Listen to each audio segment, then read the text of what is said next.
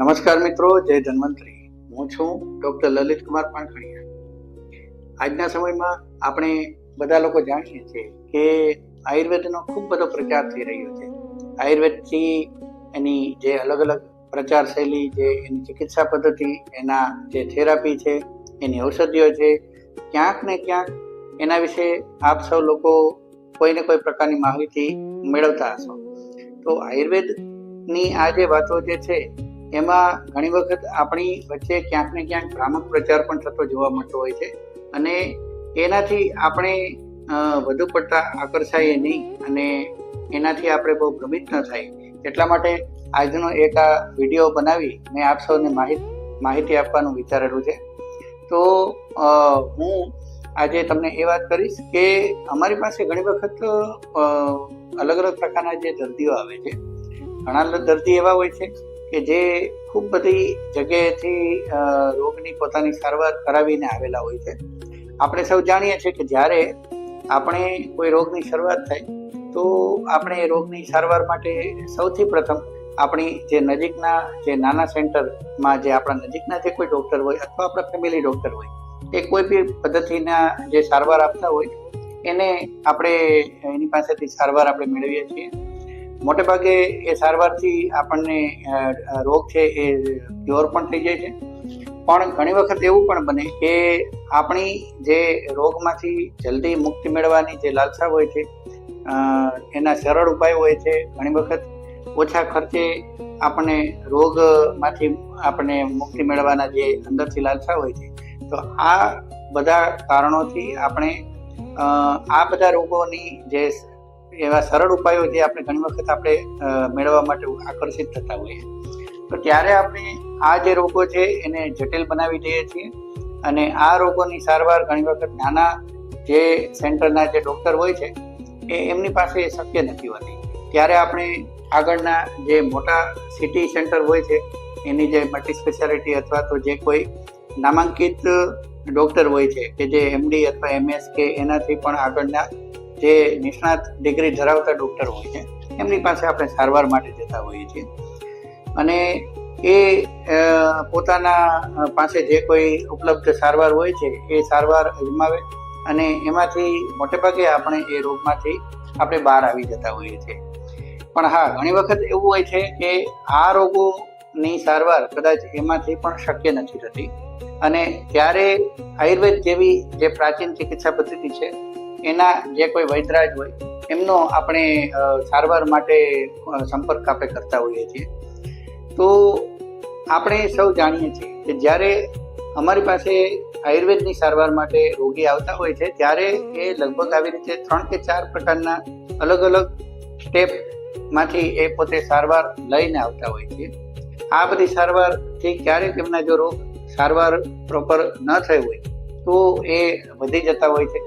ઘણા બધા કિસ્સામાં અમે એ પણ અનુભવતા હોઈએ છીએ કે જે કોઈ અગાઉની જે કોઈ પદ્ધતિથી સારવાર મેળવેલી હોય છે એ પદ્ધતિની જે સારવારની આડઅસર જ એટલી બધી હોય છે કે એ આડઅસરને આપણે મુખ્ય રીતે ચિકિત્સા કરવી કે એમના જે મૂળ રોગની સારવાર કરવી, તો અમારા માટે આ એક પ્રકારનો કૂટ પ્રશ્ન બની જાય છે કે ત્યારે આપણે રોગીના કયા પ્રકારના પીડામાંથી એને જલ્દીથી આપણે મુક્તિ આપીએ.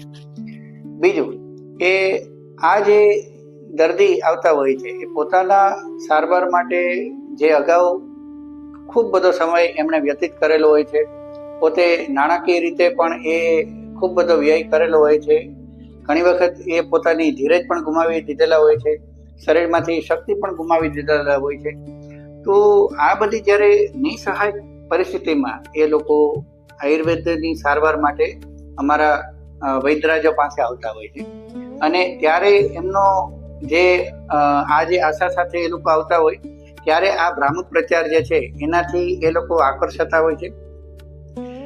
ઘણી વખત આપણે એવું સાંભળીએ છીએ કે આયુર્વેદથી જળ મૂળથી રોગની સારવાર શક્ય છે. હા, એ સત્ય જ છે, એ વિધાન ક્યારેય ખોટું નથી. પણ જળમૂળથી રોગની સારવાર ક્યારે શક્ય બને? જ્યારે એ રોગની શરૂઆતની જ અવસ્થામાં આપણે એની સારવાર આપણે કરવાની શરૂઆત કરી દઈએ, અને એ પણ આયુર્વેદ પદ્ધતિથી. તો આપણે સૌ જાણીએ છીએ કે જેવી રીતે એલોપેથીની અંદર અથવા તો બીજી કોઈ ચિકિત્સા પદ્ધતિમાં રોગની શરૂઆતમાં જ એની જ્યારે સારવાર કરવામાં આવે તો એ ચિકિત્સા પદ્ધતિથી આપણે એની જલ્દીથી આપણે સારવાર મેળવીએ, જલ્દી મુક્ત થઈએ. આયુર્વેદ પણ કંઈક એવી જ વાત કરે છે કે જલ્દીથી આપણે સારવાર જો આપણે શરૂ કરી દેવામાં આવે તો એ રોગમાંથી આપણે સંપૂર્ણપણે જડમૂળથી મુક્ત થઈ શકીએ છીએ. બીજી એક આપણે ઘણી વખત પ્રચારમાં એવું આપણે સાંભળતા હોઈએ છીએ કે આયુર્વેદની જે સારવારથી જે મટેલો રોગ છે, વ્યાધિ છે, એ ફરીવાર થતો નથી. આ પણ એટલું જ ભ્રામક સત્ય છે જે આપણે અગાઉ વાત કરી. ઘણા બધા રોગો એવા આપણે આયુર્વેદમાં પણ બતાવેલા છે કે જેમાં રોગની આપણે જ્યાં સુધી સારવાર ચાલુ રાખીએ છીએ ત્યાં સુધી રોગમાંથી પણ આપણે મુક્તિ મળેલી છે. આયુર્વેદની આપણે વાત કરીએ તો આયુર્વેદમાં રોગ અથવા વ્યાધિના બે પ્રકાર બતાવેલા છે સાધ્યતાની દ્રષ્ટિએ. એક છે સાધ્ય રોગ, બીજો છે અસાધ્ય રોગ. સાધ્ય એટલે કે જેની સારવાર શક્ય છે, અસાધ્ય એટલે જેની સારવાર અશક્ય છે. બીજું સાધ્ય રોગના ફરી પાછા આપણે બે પ્રકાર આપણે બતાવેલા છે. એક છે સુખ સાધ્ય, બીજું છે કષ્ટ સાધ્ય અથવા કૃચ્છ સાધ્ય. તો સુખ સાધ્ય એટલે એવું કે જેમાં રોગીનું શરીર જે છે એ રોગનો પીડાને સહન કરી શકવાની ક્ષમતા ધરાવે છે.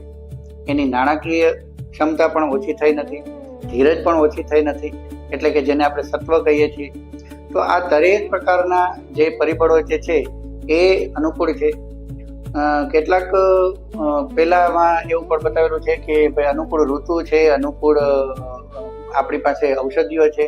આ બધા જ જે જરૂરી પરિબળો જે છે એ આપણી પાસે મોજૂદ છે, હાજર છે, અને ત્યારે આપણે એ સારવાર આપણે શક્ય બને. તો એ સારવારને આપણે સુખ સાધ્ય કહીએ છીએ. કષ્ટ સાધ્ય કે જેમાં રોગની સારવાર તો શક્ય છે પણ એની પીડા જે છે એ દર્દી માટે ઘણી વખત સહન કરવી અઘરી હોય છે. એમાંથી મુક્તિ મેળવવી પણ શક્ય હોય છે, પણ ઘણી વખત એમના માટેની ઔષધિઓ મેળવવી ઘણી વખત દુર્કશ હોય છે. તો આ બધા કારણો એવા છે કે જેને આપણે દુષ્ચિકિત્સ્ય અથવા તો કષ્ટ સાધ્ય એવા રોગની આપણે શ્રેણીમાં આપણે કહી શકીએ.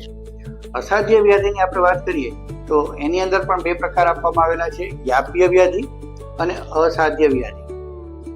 તો યાપ્ય વ્યાધિની આપણે વાત કરીએ કે યાપ્ય વ્યાધિ જે છે એ એવા વ્યાધિ છે કે જેમાં આપણે જ્યાં સુધી રોગની આપણે સારવાર ચાલુ રાખીએ છીએ, એમની ઔષધિ છે, એમનો જે કોઈ થેરાપી છે એ આપણે ચાલુ રાખીએ છીએ ત્યાં સુધી રોગની પીડામાંથી આપણે મુક્તિ મળે છે.